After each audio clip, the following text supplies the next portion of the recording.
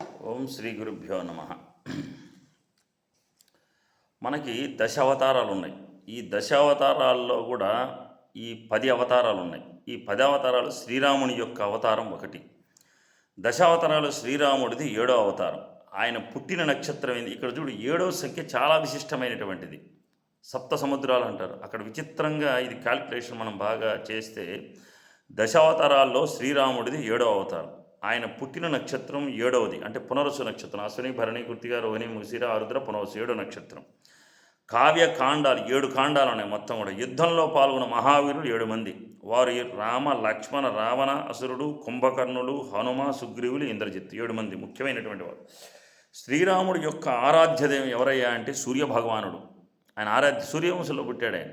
సప్తాస్వర సమారూఢం, 7 గుర్రాలు ఉంటాయి ఆ యొక్క సూర్యుడి యొక్క రథానికి.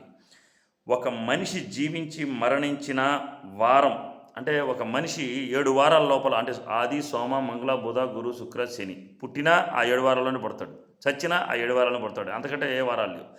అంటే 7 రోజులు మనిషి యొక్క జీవితం 7 రోజులు అన్నమాట. అంటే 7 రోజులు అంటే 7, ఈ ఆది, సోమ, మంగళ, బుధ, గురు, శుక్ర, శని దీంట్లోనే పడతాడు. ఈ 7 వారాల్లో, ఈ 7 వారాల్లోనే ఏదో ఒక రోజు మరణిస్తాడు. రామాయణంలో శ్లోకాలన్నీ కూడా గాయత్రి ఛందస్సు 24 అక్షరాలతో కూడుకొని ఉంటుంది. కేశవనామాలు, కేశవ, నారాయణ, మాధవ, గోవింద, విష్ణు అనేటువంటి 24 నామాలు ఉన్నాయి గణపతి పూజలు. ఇవి కూడా 24 నామాలతో పూర్తయిన తర్వాత శ్రీకృష్ణుడు నిర్యాణం చెందిన తర్వాత ఆ నామాలు పూర్తి అవుతాయి. అంటే శ్రీకృష్ణుడు నిర్యాణం చెందిన తర్వాత ఉగాది ప్రారంభమవుతుంది.